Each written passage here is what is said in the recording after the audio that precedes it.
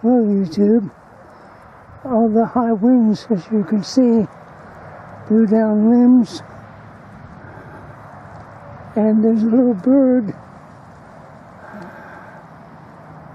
I'm not exactly sure what kind of a bird that is,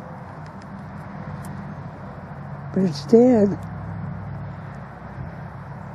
Actually, this limb was from the heavy snowstorm we had way back. But we had some high winds here the other night.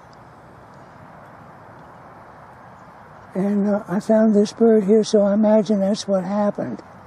Well, it's a shame.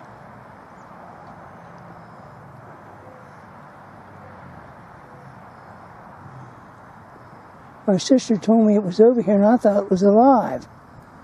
But nope, it's dead.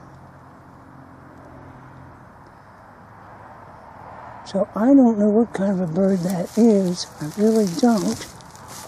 I'll try to get its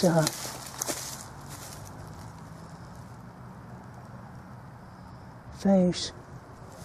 That is a shame. Really is.